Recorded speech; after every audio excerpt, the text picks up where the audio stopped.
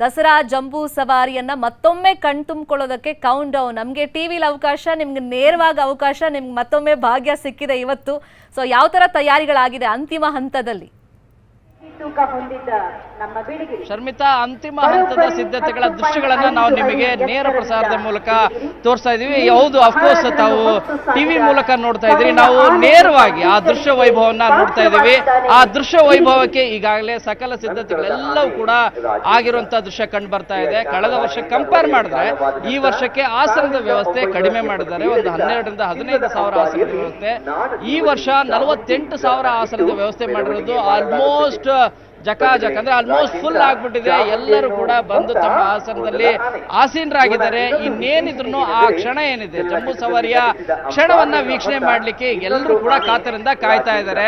So ನನ್ನ ಎಡಬದಿಗೆ ಬಲಬದಿಗೆ ನೋಡ್ತಾ ಹೋದ್ರೆ ಎಲ್ಲ VIP ಸೀಟ್ಗಳು ಇವೆಲ್ಲವೂ ಕೂಡ 10,000, 12,000, 7,000 ಈ ರೀತಿಯಾದಂತಹ ಸೀಟ್ಗಳನ್ನ ಖರೀದಿ ಮಾಡಿ, ಅಂದ್ರೆ ಟಿಕೆಟ್ಗಳನ್ನ ತೆಗೆದುಕೊಂಡು ಬಂದು ವೀಕ್ಷಣೆ ಮಾಡ್ಲಿಕ್ಕೆ ಮುಂದಾಗ್ತಾ ಇದ್ದಾರೆ. ಬೇರೆ ರಾಜ್ಯದ ಬೇರೆ ಬೇರೆ ಭಾಗಗಳಿಂದ ಬಂದಂತರು ಕೂಡ ಇಲ್ಲಿದ್ದಾರೆ. ಸೊ ಒಬ್ಬೊಬ್ಬರಾಗಿ ಮಾತಾಡಿಸ್ತಾ ಹೋಗ್ತೀನಿ, ಏನ್ ಹೇಳ್ತಾರೆ ಅಂತ ಹೇಳಿ ಇಲ್ಲಿರುವಂತ ಜನರನ್ನ. ಈಗಾಗಲೇ ನಾನು ಹಲವು ಜನರನ್ನ ಮಾತಾಡಿಸ್ತಾ ಇದ್ದೆ. ನಿಜವಾಗ್ಲೂ ಕೂಡ ಈ ದೃಶ್ಯ ವೈಭವನ ಯಾರು ಕೂಡ ಮಿಸ್ ಮಾಡ್ಕೋಬಾರ್ದು ಅಂತ ಹೇಳ್ತಾ ಇದ್ರು. ಒಬ್ಬೊಬ್ಬರಾಗೆ ಮಾತಾಡ್ತಾ ಹೋಗೋಣ. ಮೇಡಮ್, ತಾವು ಎಲ್ಲಿಂದ ಬಂದಿದ್ದೀರಿ, ಏನ್ ಹೇಳಕ್ ಬಯಸ್ತೀರಿ? ಫಸ್ಟ್ ಟೈಮಾ? ಹಾ ಸರ್, ಫಸ್ಟ್ ಟೈಮ್ ಸರ್. ಬಳ್ಳಾರಿಯಿಂದ ಬಂದಿರೋದು ಸರ್. ನಾವು ಬಳ್ಳಾರಿಯಿಂದ ಬಂದಿರೋದು ಸರ್. ತುಂಬಾ ಖುಷಿ ಆಗ್ತಿದೆ ಸರ್. ಇಲ್ಲೆಲ್ಲ ಜನ ಎಷ್ಟು ಜನ ಸೇರಿದ್ದಾರೆ ಸರ್, ಅಷ್ಟು ಜನಕ್ಕೂ ಎಲ್ಲ ನೋಡಿದ್ರೆ ಒಂಥರ ಖುಷಿ ಆಗುತ್ತೆ ಸರ್. ಚಾಮುಂಡೇಶ್ವರಿ ಚೆನ್ನಾಗಿದೆ ಸರ್. ಈಗ ರಾಜಮನೆತನದ ಆನೆಗಳೆಲ್ಲ ಹೋದ್ವು. ಸೊ ವೈಬ್ರೇಷನ್ ಹೇಗ್ ಮೇಡಮ್, ಆ ಫೀಲ್ ಹೇಗಿತ್ತು?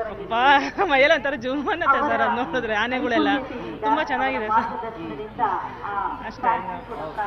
ತಾವು ಎಲ್ಲಿಂದ ಬಂದಿರೋದು, ಏನ್ ಹೇಳಕ್ ಬಯಸ್ತೀರಾ ಈ ಸಂದರ್ಭ? ನಾನು ಬಳ್ಳಾರಿಂದಾನೆ ಬಂದಿರೋದು. ಯೂತ್ ಆಗ್ಬಿಟ್ಟು ಇದನ್ನೆಲ್ಲ ನೋಡೋದಕ್ಕೆ ತುಂಬಾ ಮೆಸ್ಟಿಕ್ ಆಗುತ್ತೆ. ಹೆರಿಟೇಜ್ ಆಗಿರ್ಬೋದು, ನಮ್ಮ ಕಲ್ಚರ್ ಆಗಿರ್ಬೋದು, ನಾನು ಮತ್ತೆ ನೋಡೋದಕ್ಕಾಗಿರ್ಬೋದು, ಇದೆಲ್ಲ ಅನುಭವಿಸೋಕ್ಕಾಗಿರ್ಬೋದು, ಜಸ್ಟ್ ಮಾರ್ವೆಲಸ್ ವಂಡರ್ಫುಲ್ ಆಗಿದೆ ಅದೆಲ್ಲ ನೋಡೋದಕ್ಕೋಸ್ಕರ. ಟಿವಿಯಲ್ಲಿ ನೋಡೋದಕ್ಕೂ ಇಲ್ಲಿ ಡೈರೆಕ್ಟ್ ಆಗಿ ನೋಡೋದಕ್ಕೂ ವ್ಯತ್ಯಾಸ? ಟಿವಿ ಅನ್ನೋದು ವರ್ಚುವಲ್, ನೀವು ಎಷ್ಟೇ ನೋಡಿದ್ರು ಅದು ಅಷ್ಟೇ ಅನ್ಸುತ್ತೆ. ಲೈವ್ ಆಗಿ ನೋಡಿದ್ರೆ ನಿಮ್ಗೊಂದು ವೈಬ್ ಬರುತ್ತೆ, ನಿಮ್ಗೊಂದು ಆಶೀರ್ವಾದ ಸಿಕ್ಕಂಗೆ, ಒಂಥರ ದೇವ್ರು ನಿಮ್ ಜೊತೆ ಇದ್ದಾರೆ ಅಂತ ಒಂಥರ.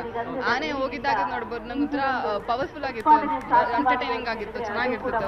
ವರ್ಚುವಲ್ ಆಗಿ ಫುಲ್ ನಾವು ರಿಯಲ್ ಆಗಿ ನೋಡ್ಕೊಂಡು ಹೋಗ್ತಾ ಇರೋದಕ್ಕೆ ಅದೆಲ್ಲ ಚೆನ್ನಾಗಿ ಕಾಣ್ತಿತ್ತು. ತಾವು ಹತ್ತಿರದಿಂದ ನೋಡ್ತಾ ಇದ್ದೀರಿ ಮೇಡಮ್, ಈ ಸಂದರ್ಭದಲ್ಲಿ ಏನ್ ಹೇಳಕ್ ಬಯಸ್ತೀರಿ? ಜಂಬೂ ಸವಾರಿ 750 kg ಚಿನ್ನದ ಅಂಬಾರಿಯನ್ನು ಹೊತ್ತು ಅಭಿಮನ್ಯು ಹೊತ್ತೊಯ್ತಾರೆ. ತುಂಬಾ ಖುಷಿ ಆಗ್ತಾ ಇದೆ. ಬಟ್ ಅರ್ಜುನ ಇಲ್ಲ ಅನ್ನೋದೇ ಒಂದು ಬೇಜಾರು ಅಷ್ಟೇ. ತುಂಬಾ ಖುಷಿ ಆಗತ್ತೆ. ಎಲಿಫೆಂಟ್ಸ್ ಎಲ್ಲ ಹೋಗುವಾಗ ನೋಡಕ್ಕೆ ಒಂಥರ ತುಂಬಾ ಚಂದ. ವೈಬ್ಸ್ ಎಲ್ಲ ಚೆನ್ನಾಗಿದೆ. ಫಸ್ಟ್ ಟೈಮಾ? First time sir. ಮೇಡಮ್, ತಾವೇನ್ ಹೇಳಕ್ ಬಯಸ್ತೀರಾ ಮೇಡಮ್? ಸರ್, ನಮಗೆ ತುಂಬಾ ಖುಷಿ ಆಗ್ತಿದೆ ಸರ್. ಇಂಥ ಇತಿಹಾಸ ಇರೋದಕ್ಕೆ ನಾವು ಸಾಕ್ಷಿ ಆಗ್ತಿದೀವಿ ಅಂತ ತುಂಬಾ ಖುಷಿ ಆಗ್ತಾ ಇದೆ. ನಾವು ಬೆಳಗ್ಗೆ 10 ಗಂಟೆಯಿಂದ ಬಂದು ಕಾಯ್ತಾ ಇದೀವಿ ಸರ್. ತುಂಬಾ ಚೆನ್ನಾಗಿ ವ್ಯವಸ್ಥೆ ತುಂಬಾ ಚೆನ್ನಾಗಿ ಮಾಡಿದ್ದಾರೆ. ನಮಗೆ ಒಂಥರ ಹೆಮ್ಮೆ ಅನಿಸ್ತಾ ಇದೆ ಸರ್ ಬಂದು. ಯಂಗ್ಸ್ಟರ್ಸ್ ಮಾತಾಡ್ಸೋಣ. ಫಸ್ಟ್ ಟೈಮ್ ಅನ್ಸುತ್ತೆ ನಾನು ನೋಡ್ತಾ ಇರೋದು. ಎಲ್ಲಿಂದ ಬಂದಿರೋದು? ಸೊ ಜಂಬೂ ಸವಾರಿ ಟಿವಿಯಲ್ಲಿ ನೋಡಿದ್ಯಾ? ಸರ್, ನಾವು ಕಡೂರಿಂದ ಬಂದಿರೋದು. ಬೆಳಿಗ್ಗೆ 9 ಗಂಟೆಯಿಂದ ಕಾಯ್ತಿದ್ದೀವಿ. ಫಸ್ಟ್ ಟೈಮ್ ಇಷ್ಟು ಅಂದ್ಕೊಂಡಿರ್ಲಿಲ್ಲ, ಇಷ್ಟು ಚೆನ್ನಾಗಿರುತ್ತೆ ಸರ್. ಚೆನ್ನಾಗಿತ್ತು ಸರ್. ಅಂಬಾರಿ ಆನೆಗಳೆಲ್ಲ ನೋಡಿದಾಗ ತುಂಬಾ ಮನಸ್ಸಿಗೆ ಖುಷಿ ಆಗ್ತಿದೆ. ಚೆನ್ನಾಗಿದೆ. ಇಲ್ಲಿ ಸೀನಿಯರ್ ಸಿಟಿಜನ್ಸ್ ಇದ್ದಾರೆ, ಸಣ್ಣ ಮಕ್ಕಳಿದ್ದಾರೆ. ಸೀನಿಯರ್ ಸಿಟಿಜನ್ಸ್ ಕೂಡ ಮಾತಾಡ್ಸ್ತಾ ಹೋಗ್ತೀನಿ. ಮೇಡಮ್, ತಾವು ಏನ್ ಹೇಳಕ್ ಬಯಸ್ತೀರಿ ಮೇಡಮ್ ಈ ಸಂದರ್ಭ? ದಸರಾ ನಮ್ಮೆಲ್ಲರ ಹೆಮ್ಮೆ. ಕರ್ನಾಟಕಕ್ಕೆ ಒಂದು ಕಳಶ ಅಂತಾನೆ ಹೇಳ್ಬೋದು. ಇದು ಎಲ್ಲ ವಿದೇಶಗಳಿಂದ ಎಲ್ಲಾ ಕಡೆಯಿಂದ ಬರ್ತಾರೆ. ಸೊ ಈ ತರ ಅಂಬಾರಿ ಪ್ರಪಂಚದಲ್ಲೇ ಎಲ್ಲೂ ಇಲ್ಲ. So it's proud moment for all of us to watch this. Thank you. ಮಾತಾಡ್ತಾ ಹೋದ್ರೆ ಒಬ್ಬೊಬ್ರದ್ದು ಒಂದೊಂದು ನಿಜವಾದ ವಂಡರ್ಫುಲ್ ನೆನಪಿದೆ. ಆ ನೆನಪನ್ನ ಇನ್ನಷ್ಟು ಇಮ್ಮಡಿಗೊಳಿಸ್ಲಿಕ್ಕೆ ಎಲ್ಲರೂ ಕೂಡ ಕಾತರಿಂದ ಕಾಯ್ತಾ ಇದ್ದಾರೆ. ಥ್ಯಾಂಕ್ ಯು ಶರಣಪ್ಪ, ಈ ಕ್ಷಣದ ಮಾಹಿತಿ ಕೊಡೋದಕ್ಕೆ. ಸರ್, ನಿಮ್ಮಂಥವ್ರು ಯೂತ್ಸ್ಗೆ ತುಂಬಾ ಎಜುಕೇಟ್ ಮಾಡಬೇಕು. ನಮ್ಮ ಸಂಸ್ಕೃತಿ, ನಮ್ಮ ಪರಂಪರೆ, ದಸರಾ ಆಚರಣೆ, ಮೈಸೂರಿನ ಬಗ್ಗೆ ತಿಳಿಸೋದು ತುಂಬಾ ಇದೆ ಸರ್. ಅಫ್ಕೋರ್ಸ್ ಆ ಕೆಲಸ ನೀವು ಮಾಡ್ತಾ ಇದ್ದೀರಾ, ಇಲ್ಲ ಅಂತಲ್ಲ. ತುಂಬಾ ಜನರಿಗೆ ಈ ಸತಿ ನಾನು ಪ್ರಶ್ನೆ ಕೇಳಿದಾಗ, ಇನ್ಕ್ಲೂಡಿಂಗ್ ಸೆಲೆಬ್ರಿಟೀಸ್, ಭೀಮಾ ಆನೆ ಅಂಬಾರಿ ಹೊರೋದು ಅಂತ ಹೇಳ್ತಾರೆ. ಅಂದ್ರೆ ಈ ಆಚರಣೆಗಳು, ಲೇಟೆಸ್ಟ್ ಅಪ್ಡೇಟ್ಗಳು ಮತ್ತೆ ಈ ಜಂಬೂ ಸವಾರಿಗಳ ಬಗ್ಗೆ ಅವರಿಗೆ ಅರಿವಿಲ್ಲ. ಬಟ್ ಅದ್ರ ಬಗ್ಗೆ ನಿಮ್ಮಂಥವ್ರು, ಎಸ್ಪೆಷಲಿ ನೀವು ಸರ್, ತುಂಬಾ ತಿಳಿಸೋದಿದೆ. ಇಲ್ಲ, ನಾನು ಈಗ ನನ್ನ ಇಡೀ ಬದುಕನ್ನು ಎಷ್ಟು ಬದುಕು ಉಳ್ಕೊಂಡಿದೆಯೋ ಗೊತ್ತಿಲ್ಲ, ಅಷ್ಟನ್ನು ನಾನು ಇದಕ್ಕೆ ಅರ್ಪಿಸ್ಕೊಂಡ್ಬಿಟ್ಟಿದ್ದೀನಿ. ಇರೋವರೆಗೂ, ಕೊನೆ ಉಸಿರಿರೋವರೆಗೂ ಈ ನಮ್ಮ ಕರ್ನಾಟಕದ ವೈಭವ ನಾನು ಸಾರಬೇಕು ಅಂತ ನಾನು ಡಿಸೈಡ್ ಮಾಡಿಬಿಟ್ಟಿದ್ದೀನಿ. ನಮ್ಮ ಜನಕ್ಕೆ ಏನು ಅಂತಂದರೆ ಅದು ಹೇಳ್ತಾ ಇರ್ಬೇಕು, ಪದೇ ಪದೇ ಕಿವಿಲಿ ಊದ್ತಾ ಇರ್ಬೇಕು. ಮತ್ತೆ ನಾವು ತುಂಬಾ ಲೆಂತಿಯಾಗಿ ಹೇಳಂಗಿಲ್ಲ, ಒಂದ್ ನಿಮಿಷದಲ್ಲಿ ಹೇಳ್ಬೇಕು. ಈಗ ಜನರ ತಾಳ್ಮೆ ಅವಧಿ 15 ಸೆಕೆಂಡ್ಗೆ ಬಂದಿದೆ. ಅಷ್ಟರಲ್ಲಿ ನಾವು ಏನಾದ್ರು ಹಿಡಿದಿಟ್ಕೊಳ್ಳಿಲ್ಲ ಅಂದ್ರೆ ಮುಂದಕ್ಕೆ ಹೊರಟೋಗ್ಬಿಡ್ತಾರೆ. ಅಷ್ಟರಲ್ಲೇ ಏನಾದ್ರು ಹೇಳಬೇಕು. ಬಟ್ ಇತಿಹಾಸನ ಅಷ್ಟು ಅವಧಿಲಿ ಹೇಳೋದು ಕಷ್ಟನೇ, ಬಹಳ ಕಷ್ಟ, ಸವಾಲಿನ ಕೆಲಸ. ಏನು ಮಾಡೋಕ್ಕಾಗಲ್ಲ, ನಮ್ಮ ಕೆಲಸ ನಾವು ಮಾಡ್ತಾ ಇರಬೇಕು, ತೇರು ಎಳಿತಾ ಇರಬೇಕು. ಎಷ್ಟು ಸಾಧ್ಯ ಅಷ್ಟು. ಯಾವತ್ತೋ ಒಂದಿನ ಇದು ಎಲ್ರಿಗೂ ತಲುಪುತ್ತೆ ಅನ್ನೋವಂಥದ್ದು ಒಂದು ನನ್ನ ಮನದಾಳದ ಆಸೆ ಇದೆ. ಈಗ ತುಂಬ ಜನ, ನಾನು ಶುರು ಮಾಡಿದಾಗ್ಲಿಂದ ಇಲ್ಲಿವರೆಗೂ ತುಂಬ ಜನ, ಈಗ ಒಂದು ಹೆಚ್ಚು ಕಡಿಮೆ 3000 ವೀಡಿಯೋ ಮೇಲೆ ನಾನು ಮಾಡಿದ್ದೀನಿ.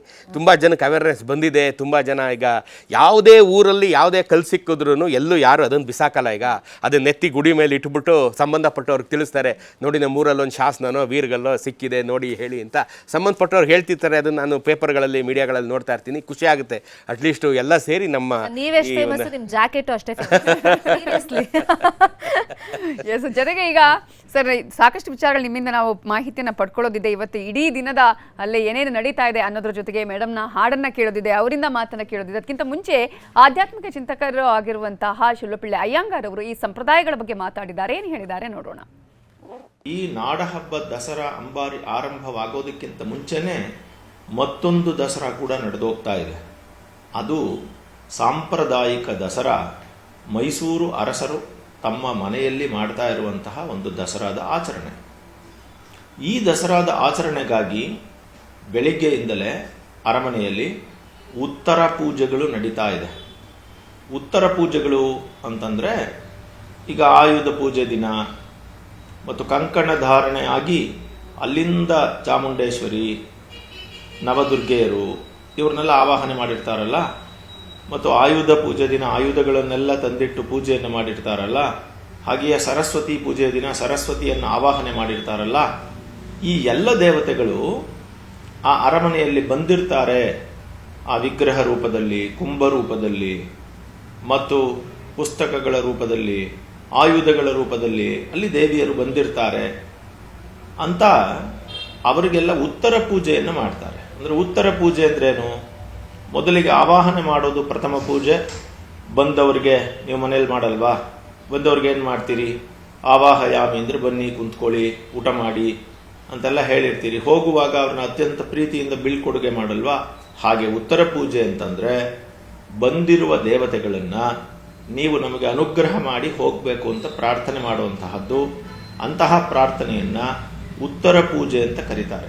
ಅಂದರೆ ವಿಜಯದಶಮಿಯ ದಿನ ಬೆಳಗ್ಗೆ ಮಹಾರಾಜರು ಶ್ರೀ ಯದುವೀರ ಕೃಷ್ಣದತ್ತ ಚಾಮರಾಜ ಒಡೆಯರವರು ತಮ್ಮ ಧರ್ಮಪತ್ನಿ ತ್ರಿಷಿಕಾ ದೇವಿ ಒಡೆಯರವರು ಇವರೆಲ್ಲ ಸೇರಿ ಉತ್ತರ ಪೂಜೆಯನ್ನು ಮಾಡ್ತಾರೆ. ಉತ್ತರ ಪೂಜೆಯಲ್ಲಿ ದೇವರನ್ನೆಲ್ಲ ಬೀಳ್ಕೊಡಲಾಗುತ್ತೆ. ಅಂದರೆ ಆವಾಹನ ಮಾಡಿರುವಂತಹ ದೇವರನ್ನು ವಿಸರ್ಜನೆ ಮಾಡಲಾಗುತ್ತೆ.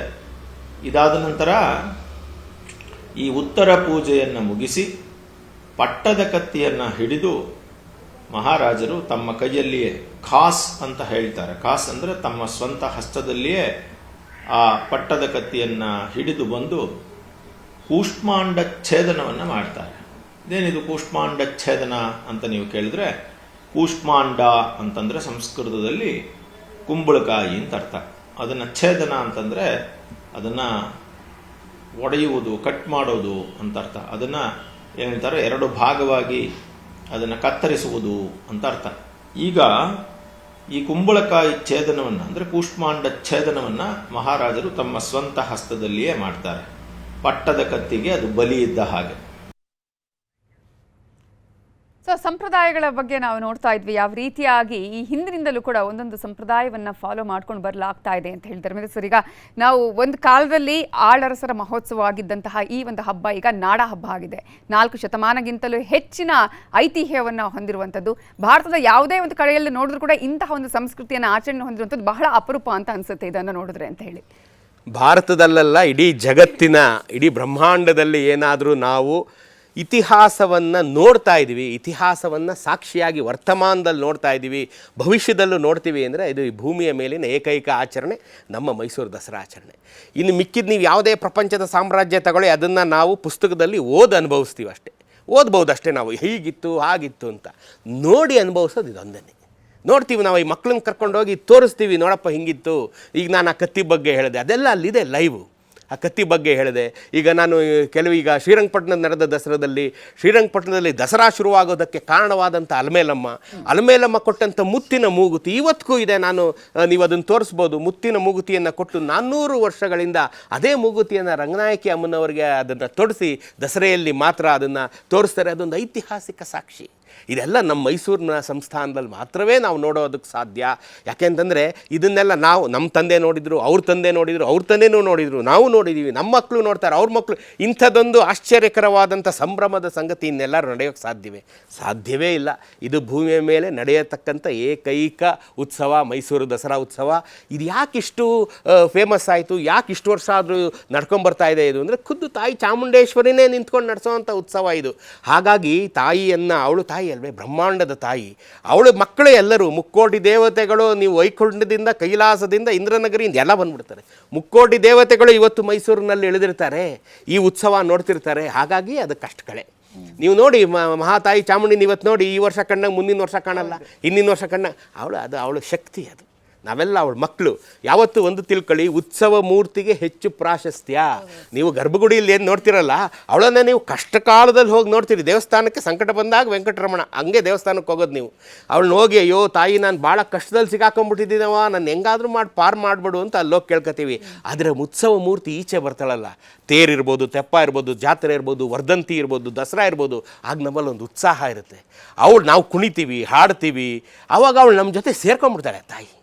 ತಾಯಿ ಚಾಮುಂಡೇಶ್ವರಿ ನಮ್ಮ ಜೊತೆ ಸೇರ್ಕೊಂಡಿರ್ತಾಳೆ.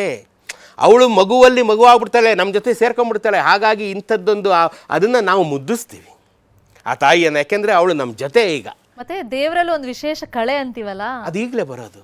ನೀವು ಈ ದಸರಾದಲ್ಲೇ ಬರೋದು. ನೀವು ಎಷ್ಟೇ ಗಲಾಟೆ ಇರಲಿ, ಬೇಕಾದ್ರೆ ಈಗ ನೀವು 5 ಗಂಟೆಗೆ ನಾವೆಲ್ಲ ಸಾಕ್ಷಿ ಆಗ್ತೀವಿ. Pin drop silence. ಈ ಗಲಾಟೆ ಏನಿದೆ, ದಸರಾ ಗಲಾಟೆ ಏನಿದೆ, ತಾಯಿ ಚಾಮುಂಡೇಶ್ವರಿ ಅಂಬಾರಿಯಿಂದ ಜಯರಾಮ ದ್ವಾರದಿಂದ ಈಚೆ ಬಂದ ತಕ್ಷಣ ಜನ ಎಲ್ಲ ಪಿನ್ ಡ್ರಾಪ್. ಮತ್ತೆ ಆ ಬೆಟ್ಟದಿಂದ ಉತ್ಸವ ಮೂರ್ತಿ ಅರಮನೆಗೆ ಬರುತ್ತಲ್ಲ, ಸೊ ಆಗಿರುವಂತ ಚಾಮುಂಡಿ ದೇವಿಗೂ ಆ ಅಂಬಾರಿ ಮೇಲೆ ಒಳಗೆ ಕೂತು ಬರುವಾಗ ಸೊ ಅದು ತುಂಬ ಲಾಟ್ ಆಫ್ ಡಿಫ್ರೆನ್ಸ್. ಈಗ ತಾನೇ ನಮ್ಮ ಹಿರಿಯರಾದಂಥ ನಮ್ಮ ಶೆಲ್ಫಿಳೆ ಹೆಂಗಾರ್ ಸರ್ ಹೇಳಿದ್ರಲ್ಲ, ಆವಾಹನೆ ಮಾಡಿರ್ತಾರಲ್ಲ, ಅದಕ್ಕೆ ತಾಯಿ ಅಲ್ಲಿ ಬಂದು ಕೂತಿರ್ತಾಳೆ. ಹಾಗಾಗಿ ನಾವು ಅದಕ್ಕೆಲ್ಲ ಸಾಕ್ಷಿ ಆಗ್ತೀವಿ. ಇಂಥದ್ದೊಂದು ಸಂಭ್ರಮಕ್ಕೆ ಸಾಕ್ಷಿಯಾಗ ನಾವು ಮಾತ್ರವೇ ಕನ್ನಡಿಗರು ಅಲ್ವಾ? ಅದೊಂದು ಹೆಮ್ಮೆ. ಪುಣ್ಯಕ್ಕೆ ನಾವೆಲ್ಲರೂ ಪ್ರಾಪ್ತರಾಗಿದ್ದೀವಿ ಅಂತ 100%.